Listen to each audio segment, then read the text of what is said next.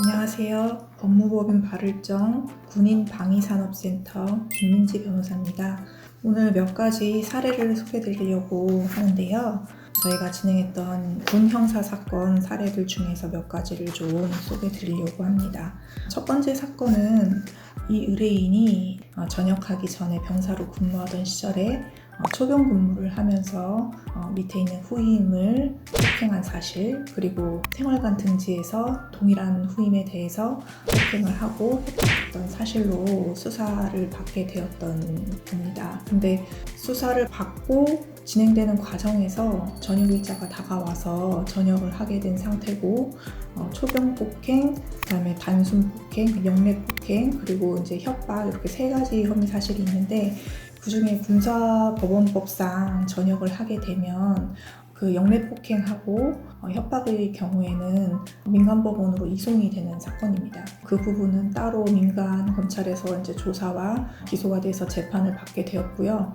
초병 폭행 같은 경우에는 군사법원법상 초병 폭행은 전역과 상관없이 민간이든 군인이든 군사법원의 관할이 있기 때문에 초병 폭행 사건은 여전히 이제 군 검찰에 이제 남아 있었게 되었던 거죠. 하나의 사건이 두 개로 쪼개져서 일부는 군 검찰에 있고 일부는 민간 검찰로 넘어가서 기소가 되어서 재판을 받았던 상황입니다. 그래서 군 검찰 사건은 여전히 검찰 조사가 아직 끝나지 않은 상태였고, 단순 폭행과 협박에 대해서는 민간 검찰에서 법원에 이제 기소를 해서 재판을 받았는데, 재판 결과는 이 의뢰인이 특별히 다투지 않고 해서 이제 집행유예가 선고가 됐었습니다. 그 상태에서 저희한테 이제 의뢰가 들어왔는데, 피해자랑 합의가 적절히 잘 되고 했으면 통상 벌금형 정도 받을 만한 사안으로 보여지는데, 집행유예를 받은 상황이어서 저희가 좀 합의를 이끌어내기 위해서 좀 노력을 했고요.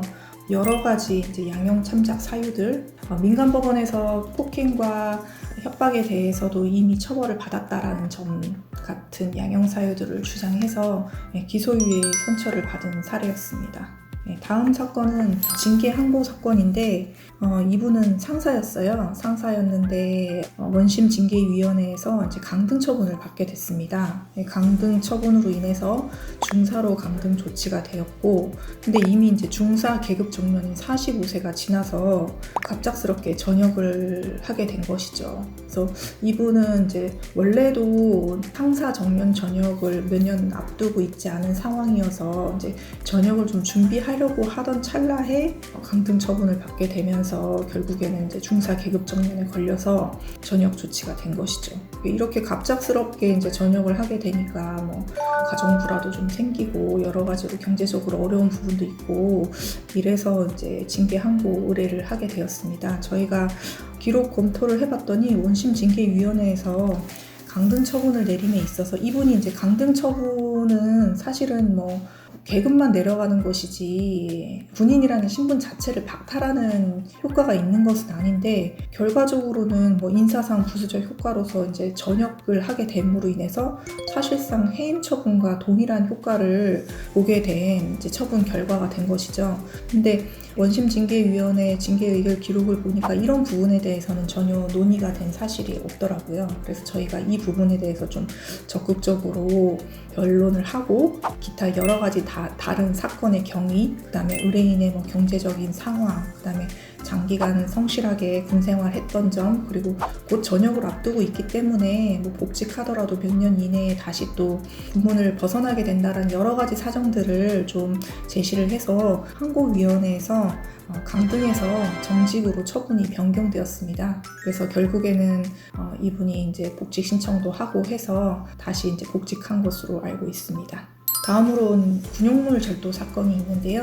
이분이 이제 현역 군인이셨는데 군 내에서 어떤 물건을 좀 들고 나가서 이제 팔았어요. 그래서 그게 이제 발각이 돼가지고 군용물 절도랑 건조물 침입죄로 기소가 되었습니다. 그 상태로 이제 저희한테 사건 의뢰가 되었는데, 군용물 절도와 관련해서는 뭐 CCTV도 있고 뭐 판매한 곳에서 이렇게 판매한 물건도 뭐 회수가 되고 여러 가지 사정이 있어서 뭐 부인할 수 있는 상황은 아니었고, 저희가 다 인정하고 여러 가지 구체적인 뭐 사건의 경위, 왜 이런 군용물 절도에 이르게 되었는지, 뭐 어려운 경제적 사정이라든지, 뭐 집안, 뭐 가정사라든지 이런 부분에 대해서 적극적으로 좀 피력을 했고, 그 다음에 절취품의 단가가 좀 높게 책정이 되었던 부분이 있는데 저희가 그 부분에 대해서도 이게 이제 신품이 아니었고 중고품이었기 때문에 그 공소장에 기재된 단가보다는 그 절취품의 가치 자체가 좀 낮다라는 점, 이런 점들을 부각해서 좀 선처를 해달라는 취지로 변론을 했고요.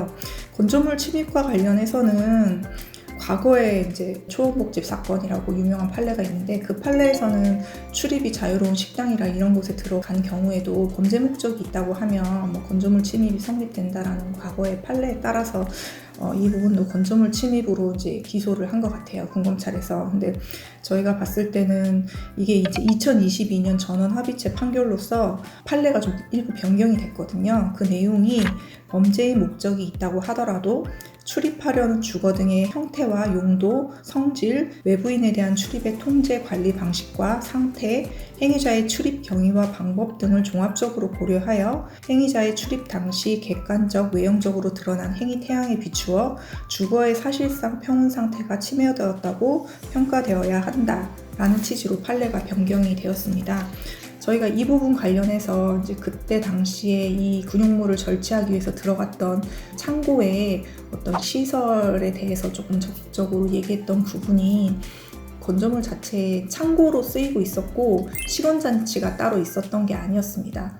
그리고 이분이 뭐 현역 군인이었기 때문에 그 창고에 뭐 출입이 제한되는 상황도 아니었고, 그 창고 자체가 군인들 중에서도 특별한 인원들만 이제 출입이 가능한 뭐 그런 장소도 아니었다라는 점, 그리고 그 주변에 이제 멀리서 그 창고의 출입문을 비추는 CCTV가 있긴 했지만 그거는 창고 출입을 제한하기 위해서 내지는 이제 감시하기 위해서 이렇게 설치한 CCTV라기보다는 건물 주변 일대를 전체적으로 방법 목적으로 달아놓은 CCTV였기 때문에 그 CCTV의 존재 자체만으로 이게 뭐 출입이 제한된다라고 볼 수 없었던 사정, 그리고 이미 열려있는 문을 통해서 들어갔기 때문에 뭐 특별히 뭐 문을 부신다든지 이런 행동이 없이 자연스럽게 들어갔던 사정, 여러 가지 사정들을 조금 주장을 해서 건조물 침입에 해당하지 않는다라는 취지로 저희가 주장을 했고요. 그 부분이 받아들여져서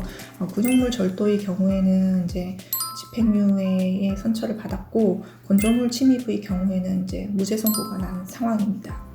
지금까지 이제 저희가 했던 사건들 중에서 좀 성공 사례라고 할 만한 내용들에 대해서 몇 가지 소개를 드렸습니다. 다음에도 또 새로운 정보로 찾아뵙도록 하겠습니다. 감사합니다.